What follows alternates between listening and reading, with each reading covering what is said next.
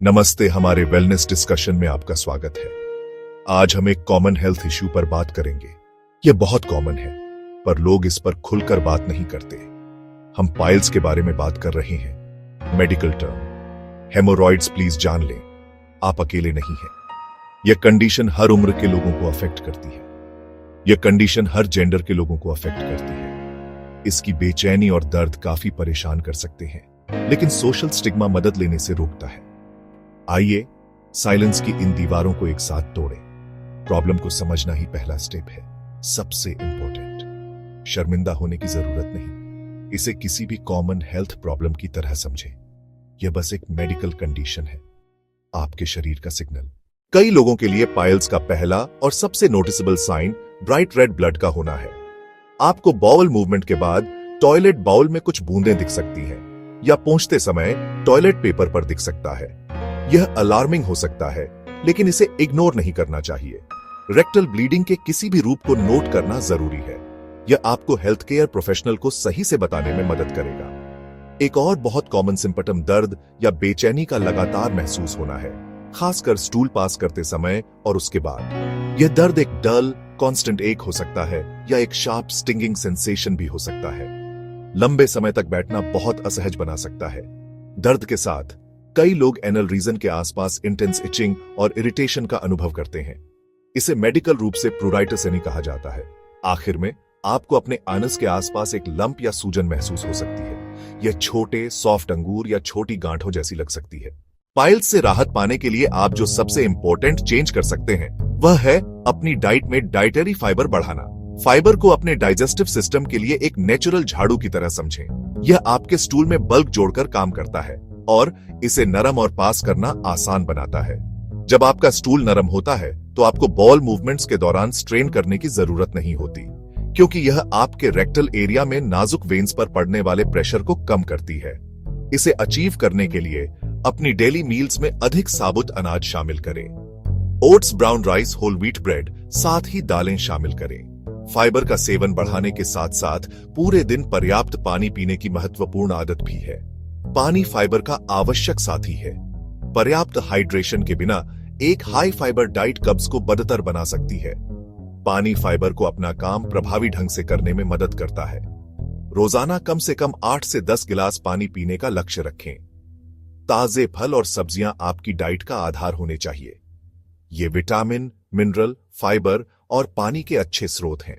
जबकि हमने अपनी डाइट में कुछ फूड्स को जोड़ने के इंपॉर्टेंस को स्थापित किया है, यह समझना भी उतना ही क्रूशियल है कि किन फूड्स को लिमिटेड या अवॉइड करना है, क्योंकि वे पाइल्स के सिम्टम्स को काफी खराब कर सकते हैं। इस लिस्ट में सबसे ऊपर हेवीली प्रोसेस्ड फूड्स हैं। व्हाइट ब्रेड, रिफाइंड फ्लावर से बनी पास्ता, पैकेज्ड कुकीज, चिप्स और ज्यादातर फास्ट फूड जैसी चीजें। इन फूड्स से मैन्युफैक्चरिंग प्रोसेस के दौरान आमतौर पर उनका नेचुरल फाइबर कंटेंट हटा दिया जाता है। इन्हें रेगुलरली कंज्यूम करने से आसानी से कब्ज हो सकता है। फूड की एक और कैटेगरी जिस पर आपको ध्यान देना चाहिए, वह कुछ भी है जो बहुत ज्यादा ऑयली, ग्रीसी या डीप फ्राइड है। समोसे, फ्रेंच फ्राइज और अन्य फ्राइड स्नैक्स, ये फूड्स डाइजेस्टिव सिस्टम पर बहुत भारी होते हैं और पूरी डाइजेस्टिव प्रोसेस को धीमा कर सकते हैं। स्पाइसी फूड्स हालांकि कई लोगों को पसंद आते हैं, पाइल्स से पीड़ित लोगों के लिए इरिटेशन और डिस्कंफर्ट के लिए एक मेजर ट्रिगर हो सकते हैं, स्पेशली जिनमें बहुत ज्यादा रेड चिली पाउडर होता है या हॉट सॉसेस। ये स्पाइसी अवशेष स्टूल के साथ गुजरते समय सेंसिटिव और इन्फ्लैम्ड एनल एरिया में पेनफुल बर्निंग सेंसेशन पैदा कर सकते हैं। यह दर्द और खुजली को काफी बढ़ा सकता है, इसलिए फ्लेयर अप के दौरान हीट लेवल कम करना समझदारी है। संक्षेप में, आपकी डाइटरी स्ट्रेटेजी 2 गुना होनी चाहिए। प्राकृतिक फाइबर रिच फूड्स अपनाएं। पाइल्स के लिए सबसे इफेक्टिव और सूथिंग होम रेमेडीज में से एक सिट्स बाथ है। इस सिंपल हाइड्रोथेरेपी दिन में कुछ बार लगभग 15 से 20 मिनट के लिए गर्म पानी के टब में बैठना शामिल है। हर बावल मूवमेंट के बाद ऐसा करना विशेष रूप से फायदेमंद होता है। गर्म पानी एनाल एरिया में ब्लड फ्लो को बढ़ाकर अद्भुत काम करता है, जिससे हेमोरॉइड्स की सूजन और इन्फ्लेमेशन को कम करने में मदद मिलती है। यह एनाल स्फिंक्टर मसल को भी रिलैक्स करने में मदद करता है। एक और अविश्वसनीय रूप से सरल लेकिन शक्तिशाली उपाय है कोल्ड कंप्रेस। प्रभावित क्षेत्र पर लगभग 10 से 15 मिनट के लिए सॉफ्ट कपड़े में लपेटे हुए आइस पैक लगाएं।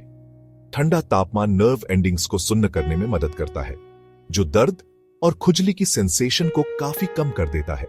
प्रकृति हमें जेंटल सॉल्यूशंस प्रदान करती है। विच हेजल इसका एक क्लासिक उदाहरण है। विच हेजल एक प्राकृतिक एस्ट्रिंजेंट है। यह टिश्यूज को सिकोड़ने में मदद करता है। बस एक साफ कॉटन बॉल को विच हेजल सॉल्यूशन में भिगोए।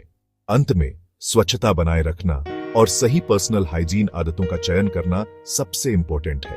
बोवल मूवमेंट के बाद सूखे, खुरदुरे टॉयलेट पेपर का उपयोग करने से बचें। इसके बजाय मॉइस्ट, अनसेंटेड वाइप्स चुनें। रेगुलर फिजिकल एक्टिविटी में शामिल होना यह पाइल्स को मैनेज और रोकने में अहम है। हर दिन 30 मिनट तेज चलना बॉवल फंक्शन और रेगुलरिटी बढ़ाता है। डाइजेस्टिव सिस्टम ठीक होने पर कब्ज की संभावना कम होती है। Natural wave like muscle contractions जो खाना आगे भेजते हैं। योग के फायदे: gentle stretching, mindful breathing, core strength, Pawan Muktasana, पेट पर हल्का प्रेशर, पाचन और गैस कब्ज में राहत, Balasana, lower back relaxation, pelvic blood circulation बढ़ता है। हाई इंपैक्ट एक्टिविटी से बचें। भारी वजन के साथ स्क्वाट्स, जोरदार एब्डोमिनल क्रंचेस ये अंदर दबाव बढ़ाते हैं। लक्ष्य: जेंटल रेगुलरिटी और बेहतर सर्कुलेशन, न कि ज्यादा तनाव। जबकि होम रेमेडीज और लाइफस्टाइल चेंजेस पाइल्स के हल्के से मध्यम मामलों को मैनेज करने के लिए अविश्वसनीय रूप से इफेक्टिव है। यह जानना जरूरी है कि डॉक्टर से कब कंसल्ट करना है। परसिस्टेंट ब्लीडिंग, हैवी ब्लीडिंग, बार बार बाउल मूवमेंट्स के साथ ब्लीडिंग होना, ब्लड की मात्रा टॉयलेट पेपर पर कुछ बूंदों से ज्यादा होना, यह संकेत मेडिकल एडवाइस लेने का क्लियर सिग्नल है। डार्क टारी दिखने वाले स्टूल पास करना, ब्लड क्लॉट्स पास करना, ये डाइजेस्टिव ट्रैक्ट के ऊपर की ओर प्रॉब्लम का संकेत दे सकते हैं। और तत्काल इवैल्यूएशन चाहिए। सीवियर दर्द, अनरिलेंटिंग दर्द, डिबिलिटेटिंग दर्द, ये थ्रोम्बोस्ड हेमोरॉइड का संकेत हो सकता है। अंदर ब्लड क्लॉट बनना और हार्ड दर्दनाक गांठ बनना। अक्सर इस कंडीशन के लिए मेडिकल इंटरवेंशन चाहिए होता है। आपका स्वास्थ्य आपकी प्राथमिकता है।